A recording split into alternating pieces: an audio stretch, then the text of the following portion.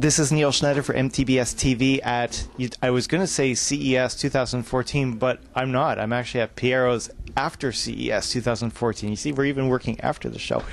And joining me is David Cole and DJ Roller, co-founders of NEXT3D. Welcome to the program, gentlemen. Thank you. Thanks very much. Thank you, Neil. Good to see you. Now, my next segment is actually going to be on the monorail. I'm going to catch someone while they're heading out to the airport. So now you guys have a tremendous background, both in VR as well as broadcasting. David, maybe you could tell us a little bit about your VR background. Sure. Actually, that's the product that we have right now is based on an encoder technology that came from a virtual reality ride server system that I built in the 90s called Cyberfin. But it was basically an MPEG-2 based server of stereoscopic video to play to virtual reality rides. So I was involved in that product. Also, I worked for Chinon Industries, who owned Kaiser Electro-Optics. We built high-end head-mounted displays back in the day, and also very involved in sort of the kind of the Jaren linear VR concepts that were being that were kind of springing up in Los Angeles and Hollywood at the time. Remind me, did you have any connection with Sega as well? Yeah, Chinon built the prototype of the Sega head-mounted display. It never shipped. Okay. Yeah. Okay. But everybody uses pictures of it even today. It's the thing. You know what they say? Everything you experience in life, you end up using later, and here you go. Yes. Well, you know, the amazing thing to me is there were so many great ideas around virtual reality. Just amazing people thinking with the ability to build anything.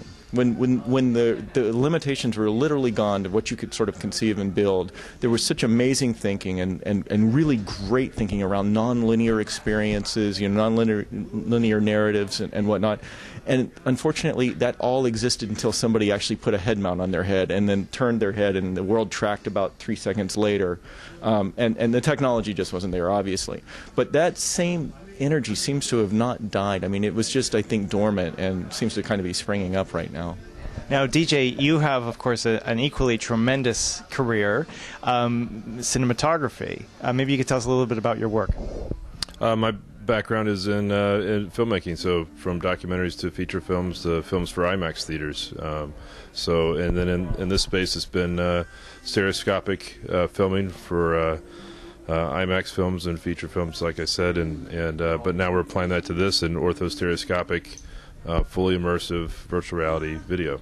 Remind me, his name, it escapes me. I think it starts with the letter J. Who did you work with over the past few years? Something to do with Titanic. I can't remember. Well, I was fortunate to work with James Cameron on some of his projects, among others, and this kind of past decade, maybe a little more than a decade now, has been pretty exciting in the stereoscopic front. With all the feature film and concerts like U2 3D. Have all been very interesting. So, yeah. Excellent. So, what do you have for us today, David? So, what NEXT3D is showing is stereo orthogonal video inside a head-mounted display, the Oculus, in this case, the HD prototype. And stereo orthogonal basically is the experience that your head is where the camera was, and everything. The objects that are a fixed distance away appear to be that distance away. The roundness and parallax is correct. The travel from one shoulder to the other is represented in the world that you're seeing, and so that, and also your field of view is clear anywhere that you can look. And so, with those elements and a few others embodied in the video, the experience is very visceral, as if you are really there where the experience is. And our technology allows us to do this live, so we're able to take content, transmit it live, and you can view it live in the display. So how are you collecting the content? Well, the camera is it's a stereoscopic camera, but it's specially configured to shoot at least 180-degree field of view, and we also have a full 360-degree camera as well, so we can shoot the full 360-degree field of view, but it's at least 180. But it's a specially configured camera. Why is it important to have such a wide field of view when capturing content like this? Well, ear to ear, first of all, the product is called Full Court. All right, you have to see the full court. So we want to see goalpost to goalpost. We want you to be able to see all of the action in one view at the very minimum, and probably more than that, more than at least goalpost to goalpost. But that if you were using this for live sports, that would be the minimum coverage that would be required in order to be able to really watch the entire game. And so that's important for that application. It's important in general to satisfy the feeling of immersion. So if there were edges in the video, if you were just watching a postage stamp video kind of floating in your visual field, that wouldn't be, who would want to do that in a device that's sort of designed to totally satisfy your field of view and be able to paint that field of view and no matter where you're looking. So it's much more appropriate for a fully immersive device to capture at least half the world and usually more. So, DJ, am I correct if I'm understanding David correctly that? Am I correct if I'm understanding David correctly? What a sentence that is. Well, I mean, I'm so glad I got that on tape too. Is that when you're wearing a head-mounted display, based on this, let's say 180 to 360 degree capture, that I could use head tracking so I can move around and look through this environment as though I'm right there? Exactly. Yeah. So just like if you're sitting at the 50-yard line at a soccer game, football game, and just as much you'd have to move your head in real life to look at the goalpost at either end of the field, the same when you see it through here. Now, as a very much an experienced filmmaker, do you think this presents unique challenges for creating broadcast film? It's very exciting. From a creative standpoint, it's the most excited I've ever been about the possibilities creatively. It's like the difference between we've talked about, like, it seems like the difference between radio and television. So this isn't just like higher definition video like HD is the standard def, or 3D that has just depth. I mean, this completely opens up a whole new playbook for how to make a theatrical film or cover sports. So it's very, very exciting. It's the most immersive medium on the planet up until now was a giant screen cinema, much like an IMAX type theater. This is beyond that, and this is like having an IMAX theater in your house. Let's talk a little bit about the. By the way, did you want to jump in? You look like you wanted to say something. I think you wanted to know something about potential limitations. I mean, there are creative advantages to the technology.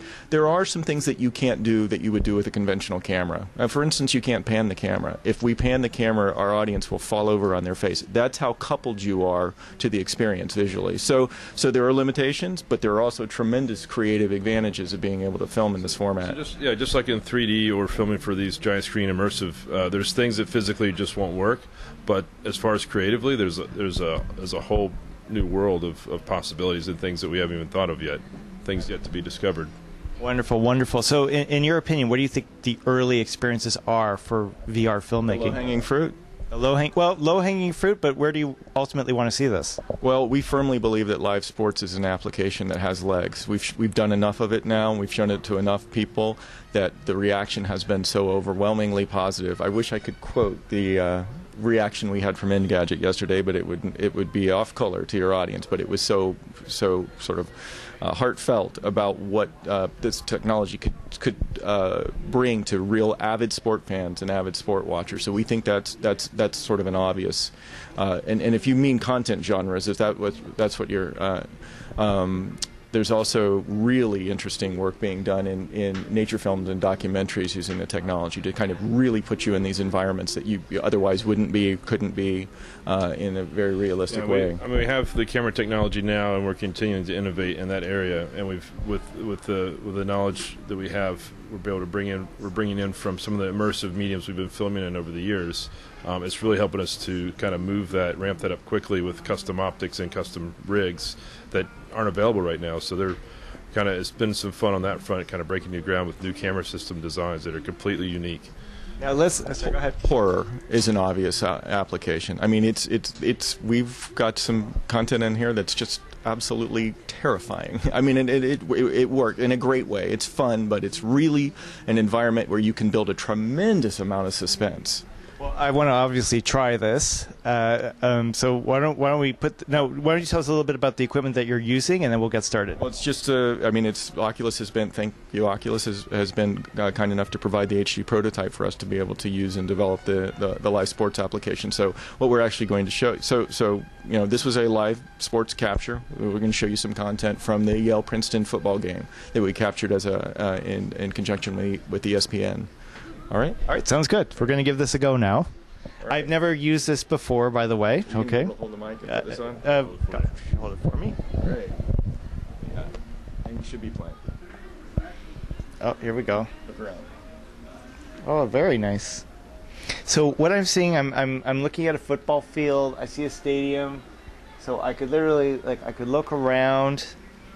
I see the audience. I look down and I see the angle going downwards. So I see the slope of the audience. I'm in the crowd. I mean, it's quite nice. I'm looking. See, there's not much in the way of curvature. One of the first concerns I'd have with something like this is, would there be a curved appearance to it? And it really is decent. And it's also, I take it you're continually improving this, yes? That's right. Let me change camera angles for you. Okay. All right.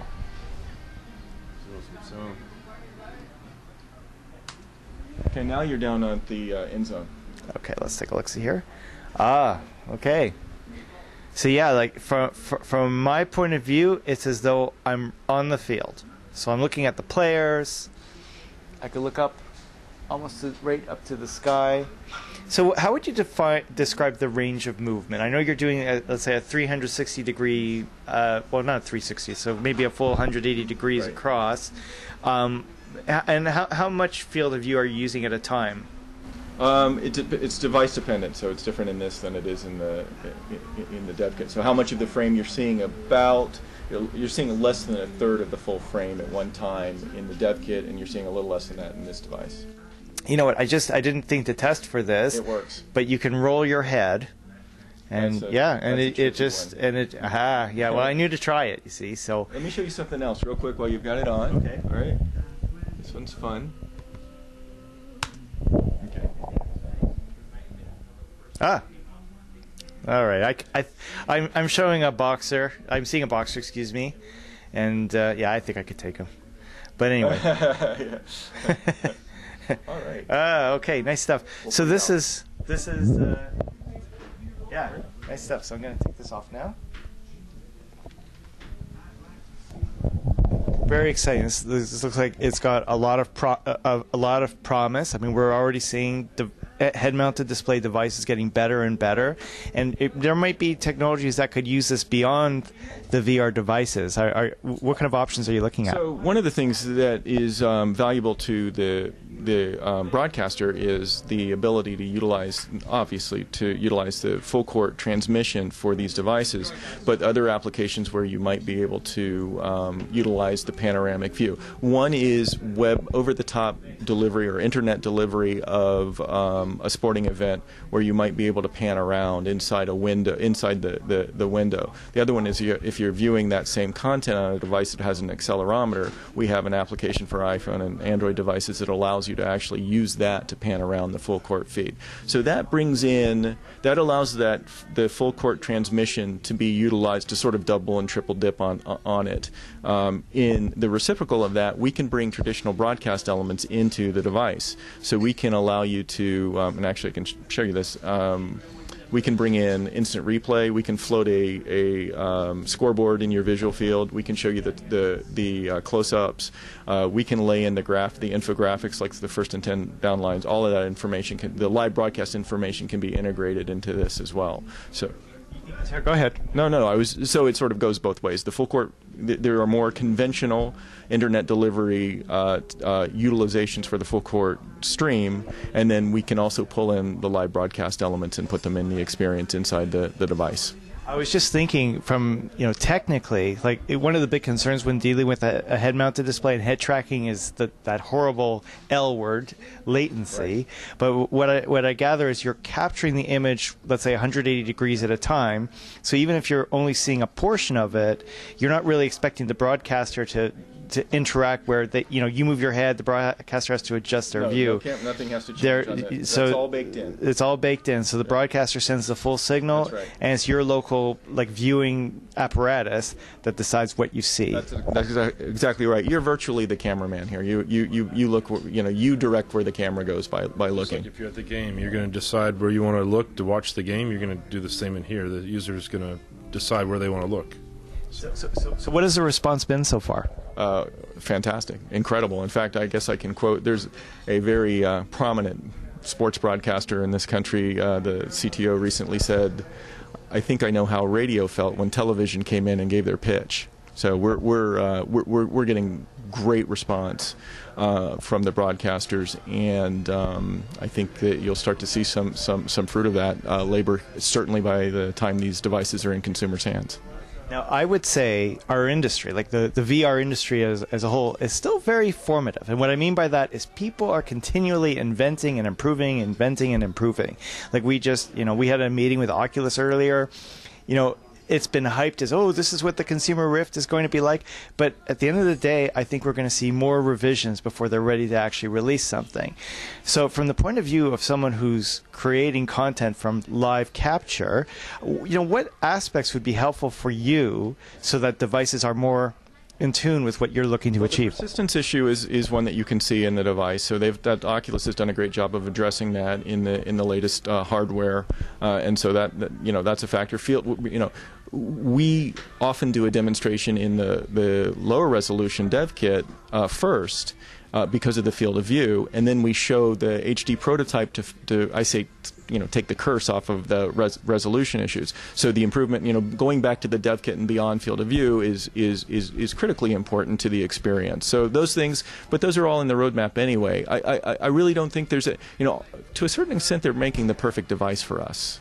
I mean, we may not be the critical path app for the device. It might be gaming, but they actually by hook or by luck or by design, they've created the perfect device, we think, for experiencing immersive video as well. Well, let me rephrase the question, because Oculus is one important player, but there will be other players. So if there were criteria that you could ask for to be the most helpful to you as a VR filmmaker, what criteria would be most helpful to you? Well, I will say that and by the way, DJ, I'm going to get your opinion on this too. I'm sorry, I didn't mean to. No. Go ahead. Bogart the mic. The one very critical care about from the broadcaster perspective is being able to resolve. For instance, the experience you just had where you were sitting up in the mezzanine seats, being able to see the players' faces and the jersey numbers in clarity. So you don't want to have an HD device and be having an SD experience when you're looking, 200 yards down the field. And so resolvability is an issue, and that's something that we think is sort of coming. But that one will be very important to us. Very good. And what are your thoughts? Some of the things that, from a filmmaking standpoint, would say that some of it's hard to describe, but it's like once you see it, you kind of get it.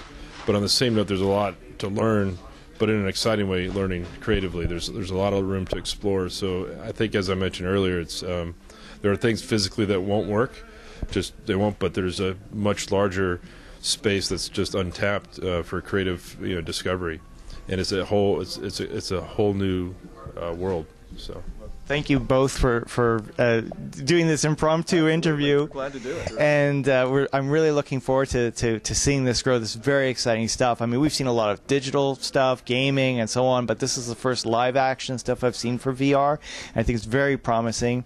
And I'm just hopeful that all the sides meet up for that ultimate VR experience on all fronts. Excellent. Thank you. Thanks a lot. So we'll be actually. I think this is it. I was going to say we'll be back with more, but I don't think so. I think we're pretty much done with CES. It's time to eat. All right. So anyway, thank you for joining us, MTBS-TV, CES 2014. And by the way, special thanks to Road to VR. They actually were Ben from Road to VR. Ben Lang, yes.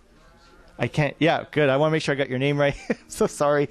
But thanks to Road to VR for helping out with the camera work. And it's been a great CES. It's actually one of the best we've been to. And we'll be back again next year. So thanks for watching.